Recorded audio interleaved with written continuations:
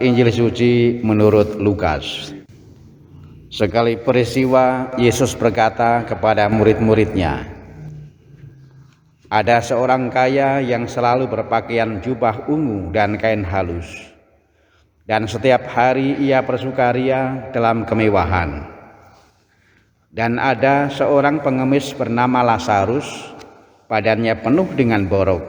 Ia berbaring dekat pintu rumah orang kaya itu dan ingin menghilangkan laparnya dengan apa yang jatuh dari meja orang kaya itu. Malahan anjing-anjing datang dan menjilati boroknya. Kemudian matilah orang miskin itu, lalu dibawa oleh malaikat-malaikat ke pangkuan Abraham. Orang kaya itu juga mati lalu dikubur. Sementara menderita sengsara di alam maut, ia memandang ke atas, dan dari jauh dilihatnya Abraham dengan Lazarus duduk di pangkuannya." Demikianlah sabda Tuhan. Saudara sekalian yang terkasih dalam Yesus Kristus, tentu kisah mengenai orang kaya dan Lazarus orang miskin sudah kita pahami bersama. Dan baiklah kalau yang kita pahami ini kemudian direnungkan.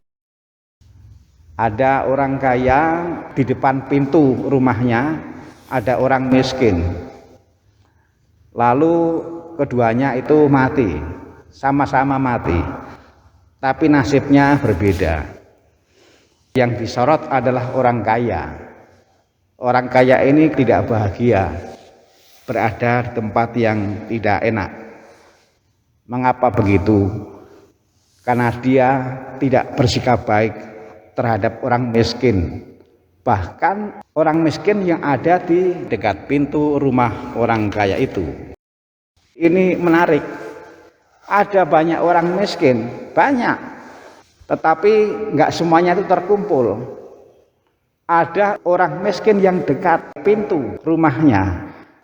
Dan menarik bahwa terhadap yang miskin yang di depan mata orang kaya dalam Injil tadi enggak punya kepedulian.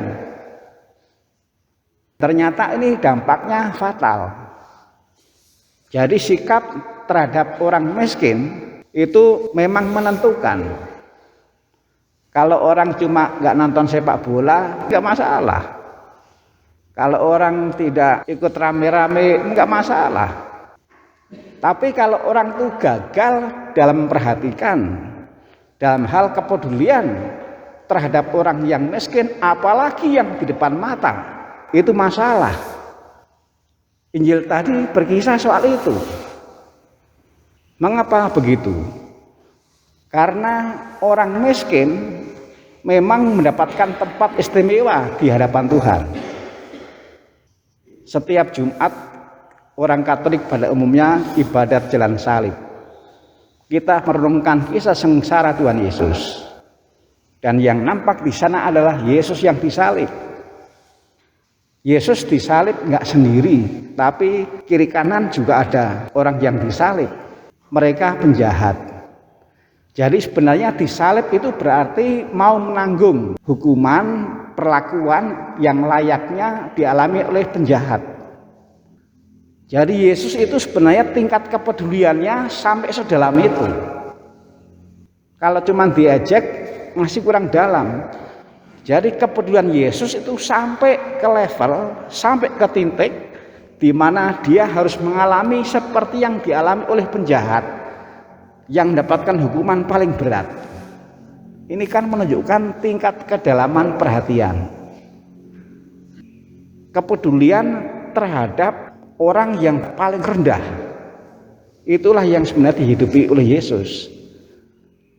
Hal yang sama juga terungkap ketika Allah karena kasihnya, karena mempeduli pada manusia, lalu menjelma lahir menjadi manusia yang paling hina karena lahirnya di kandang. Saya bertanya di mana-mana, siapa yang lahir di kandang? Tidak ada ternyata. Dan Yesus lahir di kandang, yang berarti Yesus itu mau peduli sampai ke tingkat yang paling rendah supaya dipastikan tidak ada orang yang terlewat. Semua mau disapu, semua mau diperhatikan. Juga sampai ke tingkat yang paling rendah, yang paling miskin. Saudara sekalian terkasih, kalau kita mencermati orang-orang yang aktif dalam gereja bermacam-macam, dan ada keterlibatan yang memang nggak semua. Ada yang menjadi asisten imam, tapi nggak semua, dan tidak apa-apa. Ada yang menjadi putra altar, tapi nggak semua, tidak apa-apa. Ada yang terlibat menjadi pemain degung, tapi nggak semua, ya nggak apa-apa. Ada hal yang memang tidak apa-apa. Tapi kalau ada yang tidak punya kepedulian terhadap orang yang miskin, apa-apa. Ada yang harus, ada yang tidak harus. Ada yang wajib, ada yang tidak wajib.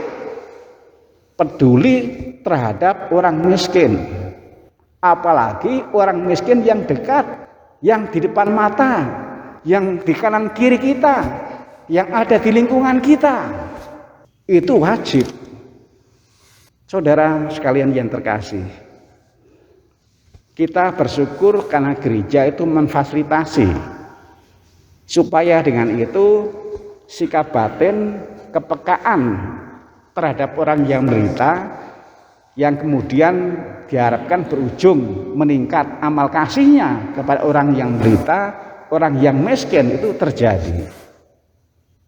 Kalau kita membuka Katekismus Gereja Katolik, di sana dikatakan bahwa hari Jumat itu adalah hari mati raga. Bukan hanya pada masa Prapaskah, tapi sepanjang tahun. Mengapa?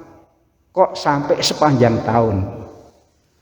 Karena gereja mau memastikan bahwa umat memang difasilitasi oleh kebiasaan gereja, yang mudah-mudahan dengan ini juga semacam dipastikan umat itu dibina sikap batinnya, terutama sikap batin yaitu amal kasih peduli pada yang miskin. Maka kalau kita renungkan di masa Prapaskah ini, yang sebenarnya juga penting itu adalah bagaimana yang namanya kepedulian terhadap orang yang miskin itu sungguh-sungguh diperhatikan bersama dan sungguh-sungguh ditingkatkan. Karena apa? Itu begitu penting, itu begitu vital, itu begitu menentukan. Tuhan memberkati.